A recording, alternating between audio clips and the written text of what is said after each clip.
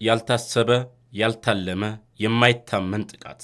የኢራኑ የበላይ መሪ አያቶላህ አሊ ኻሜኒ አሁን በሕይወት የሉም። ብዙዎች በኩለ ሌሊት ድንገተኛ ጥቃት ይጠብቁ ነበር። ነገር ግን ይህ ጥቃት የተፈጸመው ማለዳ ነው። ይህ ግድያ አይደለም። ይህ ከፍተኛ ጥንቃቄ የተሞላበት ወታደራዊ ኦፕሬሽን ነው። አሜሪካና እስራኤል ለወራት በድብቅ ያሴሩት የሙት ዕቅድ እውን ሆኗል። ዛሬ ይህ ታሪካዊ ክስተት እንዴት እንደተፈጸመ፣ የመረጃ መረቡ እንዴት እንደተዘረጋና የቴሄራን ሰማይ እንዴት በእሳት እንደተዋጠ በዝርዝር እንመለከታለን። ሰብስክራይብ ማድረጋችሁን እንዳትረሱ። ወደ ዝርዝሩ እንግባ። በራሷ መሬት፣ በራሷ ዋና ከተማ፣ በራሷ ሰዎች ጥበቃ ስር የኢራን ከፍተኛ መሪዎች እንዴት እንደ ቅጠል ረገፉ? የእስራኤል የስለላ ተቋም ሞሳድ በቴሄራን ልብ ውስጥ እንዴት ገብቶ ማጥቃት ቻለ? ይህ ጥያቄ ዓለምን እያነጋገረ ነው። የኢራን የደህንነት መዋቅር እንዲህ በቀላሉ ሲሰበር የሀገር ሉዓላዊነትና ደህንነት ምን ያህል ተጋላጭ እንደሆነ ያሳያል። ዛሬ እስራኤል ይህን አስገራሚ ወታደራዊና የስለላ ስኬት እንዴት እንዳሳካች በጥልቀት እንመረምራለን።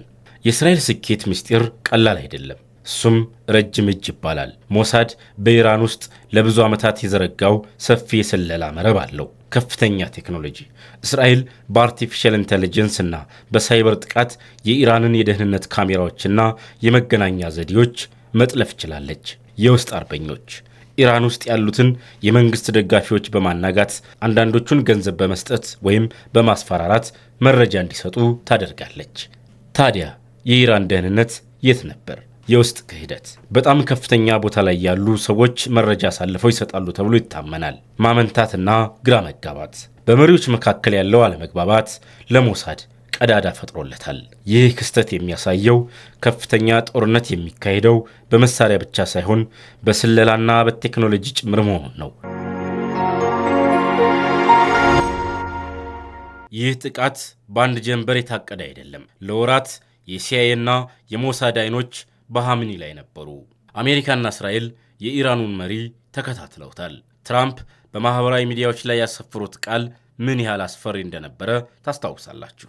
ኻሜኒ ከደህንነት ክትትላችንና እጅግ ውስብስብ ከሆነው የመከታተያ ስርዓታችን ሊያመልጥ አልቻለም ማለታቸው ኢራን ውስጥ ምን ያህል ሰርገው እንደገቡ ማሳያ ነው። የቴሌኮም መረጃዎች፣ የጠባቂዎች እንቅስቃሴ፣ ያዋዋላቸው ቦታ፣ ሁሉም ነገር ተተንትኗል። ኢራን መሪዋ በጠላት እጅ ውስጥ መሆናቸውን እያወቀች መከላከሏና የጸረ ስለላ ውድቀቷ ምን ያህል ከፍተኛ እንደነበረ ያሳያል።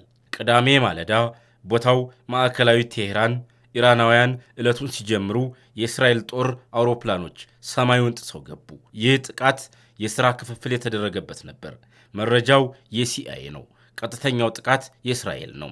የእስራኤል ጄቶች ከርቀት ሚሳይሎችን ተኮሱ። የኢራን ባለሥልጣናት በተሰበሰቡበት ቅጥር ግቢ ላይ 30 ቦምቦች ዘነቡ። ለምን 30 ቦምብ? ምክንያቱም ኻሜኒ ከተራ ሰው በላይ ከምድር በታች ባለው ሚስጥራዊ ዋሻ ውስጥ ተደብቀው ነበር። እስራኤል ያንን ጠንካራ መሸሸጊያ ለማፍረስ የተራራ ያህል ቦምብ ተጠቅማለች። ጥቃቱ ኻሜኒ ላይ ብቻ አልተወሰነም። የኢራን መከላከያ ሚኒስቴር፣ የጸጥታ ምክር ቤት ጸሐፊና ሌሎች ከፍተኛ ወታደራዊ አዛዦች ተደምስሰዋል። የፕሬዝዳንቱ ቢሮ ሳይቀር በቦምብ ተመቷል። ይህ ማለት የኢራን ወታደራዊና አስተዳደራዊ መዋቅር የተመታ መሆኑን ያሳያል።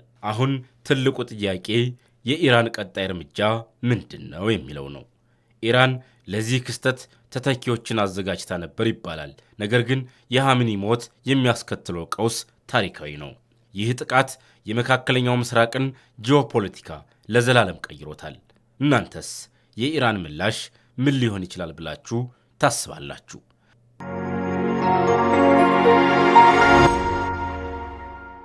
መካከለኛው ምስራቅ ወደ እሳት ገሞራነት ተቀይሯል። እስራኤልና ኢራን ከጥላቻ ጦርነት ወደ ቀጥተኛ ግጭት ገብተዋል። ይህ ጦርነት አይደለም፣ ይህ የጥፋት ማሽን ነው።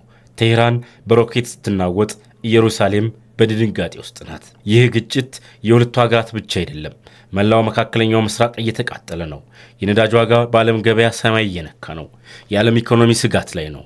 ሶስተኛው የዓለም ጦርነት ተጀመረ እንዴ? ወይስ ይህ የዘመናት እልቂት መጀመሪያ ነውን? ጦርነቱ አሁን ያለበት ደረጃ ከዚህ በፊት ታይቶ የማይታወቅ ነው። እስራኤል የኢራንን የኒውክሌር ተቋማትና የወታደራዊ መሪዎችን ለማጥቃት እየሞከረች ነው። ኢራን ደግሞ ያልተገደበ ምላሽ እሰጣለሁ እያለች ነው። የተጋላጭነት ደረጃ በሺዎች የሚቆጠሩ ሮኬቶች በሰማይ ላይ እየበረሩ ነው። የሲቪል ህዝቡ ህይወት በአደጋ ላይ ነው። የደህንነት መዋቅር ውድቀት ኢራን በራሷ ምድር ከፍተኛ ጥቃት እየደረሰባት ነው። ይህም የደህንነት ስርዓቷ መፈራረሱን ያሳያል። ይህ እሳት እዚያ አይቆምም።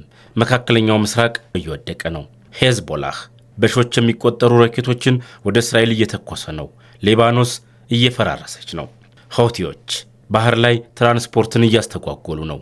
የአረብ ሀገራት ግራ ተጋብተዋል። ከአንዱ ጎን ለመቆም ስጋት ላይ ናቸው። ይህ ጦርነት የሶስትዮሽ እልቂት ሊሆን ይችላል።